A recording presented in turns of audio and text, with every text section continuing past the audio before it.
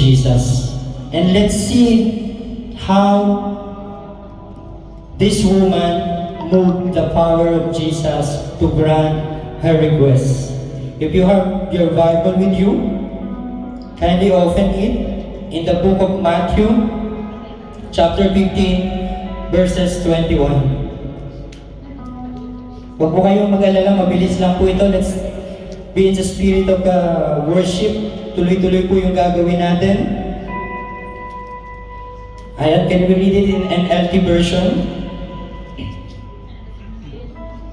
Ang sabi po dito, the faith of a Gentile woman. Verse 21, Then Jesus left Galilee and went north to the region of Tyre and Sidon. Verse 22, A Gentile woman who lived there came to him, pleading, Have mercy on me, O Lord, Son of David. For my daughter is possessed by a demon that torments her severely. Amen. So this woman is same of us, same of me, and same of you who want to come with Jesus with a request. This woman, she wants her daughter to be healed. Amen? Alam niyo po, the presence of God is here. And Jesus is here. And He is not only passing by now, He is staying with us. So whatever you want to ask to the Lord, to God, to Jesus, ask Him now, because something will happen on this day in your life. Verse 22, But Jesus gave her no reply, not even a word. Then His disciples urged Him to send her away. Tell her to go away, they said. She is bothering us with all her begging. Amen. Have you experienced in your life where asking a help to someone, or you messaging someone but no reply on him? Just a sin your message. And I know how hurtful it is. It's like everyone is ignoring you. Amen? Like this person, that person who come to your mind, that I will go on him or her because I know she will help me or he will help me. But there's no reply. There's no reply on Jesus in this story. And the disciple telling him, send her away because he is bothering us. So ganun po siguro kaingay yung babae na paulit-ulit niyang tinatawag si Jesus. Hindi ko po sinasabing may ingay talaga yung mga kababaihan na naniniwala po ang kababaihan ng Jesus the Good Shepherd, they are behaved. Amen?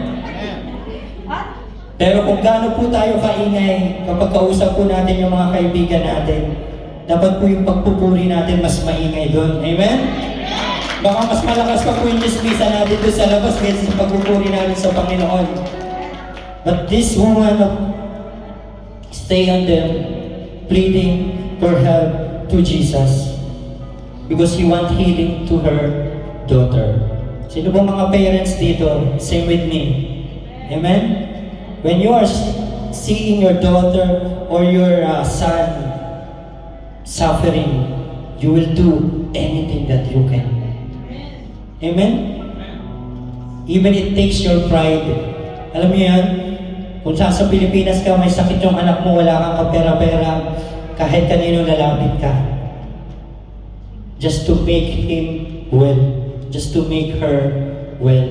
And this is the situation of this woman. I don't know the situation when you come here or what you are asking to the Lord. I don't know it is the Lord and you know it is. But maybe until now, there's no reply on Him. Still, not a word. Amen? Then, it take time na sumagot na po ang Panginoong Jesus. Then Jesus said to the woman, I was sent only to help God's lost sheep, the people of Israel. This is his reply. Still, there's no word. And Jesus replied, sabi ng Panginoon, pinadala lamang ako para sa people of Israel. Pag sinabi po natin Gentile, he is not from Israel. Amen? And we are also saved as this woman. We are Gentiles. But see the love of God. Yung pagmamahal niya, yung kaligtasan niya, hindi lang niya kinulong to the people of Israel, but all over the world. This is how God loves you so much.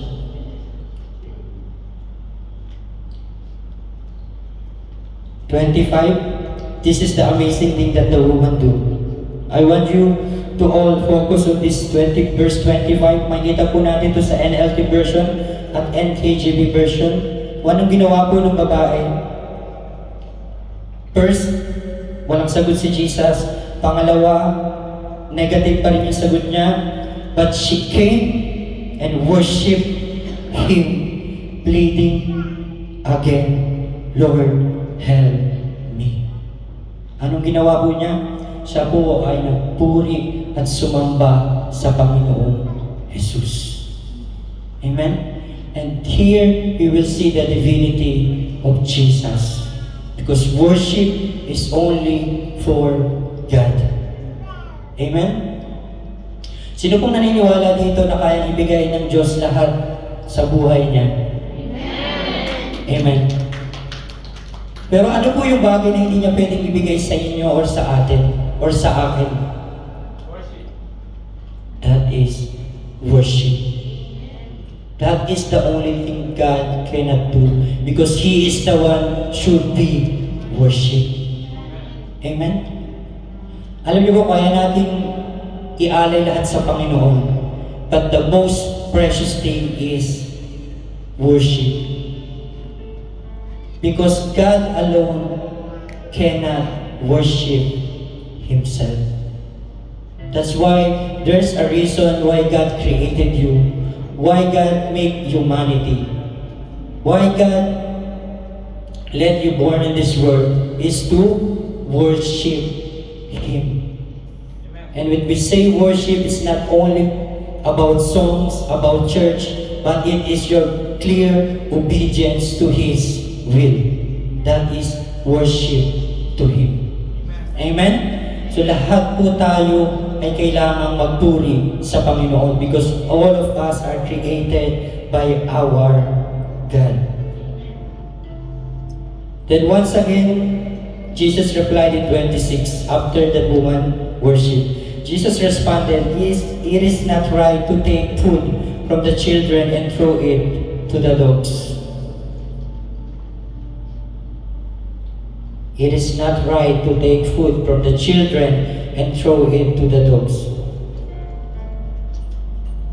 How hurtful it is if you are the woman who is asking for help for the third time.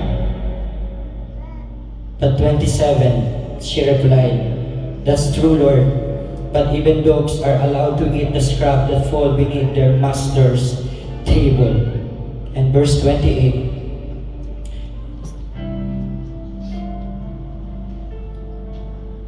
this is the answer of our Lord Jesus. "Dear woman," Jesus said to her, "Your faith is great and your request is granted." And her daughter was instantly healed. Your faith is great, your request is granted. If we want the same word from Jesus today, God is waiting for your worship as you are. Yung babae po dito sa story, there's no pretension. Pumunta siya sa Jesus, pumunta siya sa Panginoong Jesus bilang siya. Kahit pinipigilan siya ng mga tao, she don't care.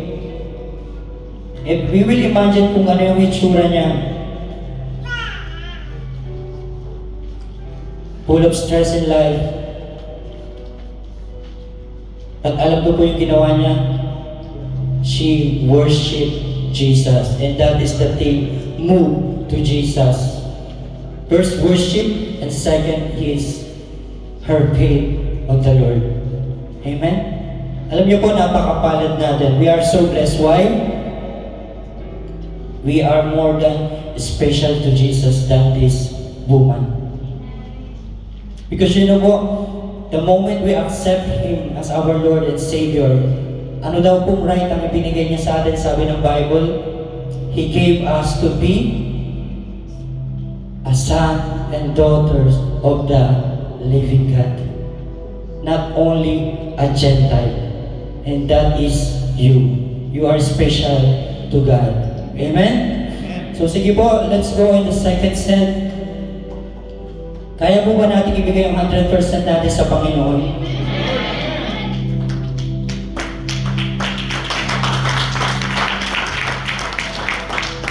Sige po, I invite everyone to please rise. Let's worship the Lord with freedom. Amen? Na may kalayaan. Kung ikaw man po ay nagdadalawang isip na tumalon sa Lord, pumalakpak sa Lord, because this week, you sinned a lot. You forgot about God. You did not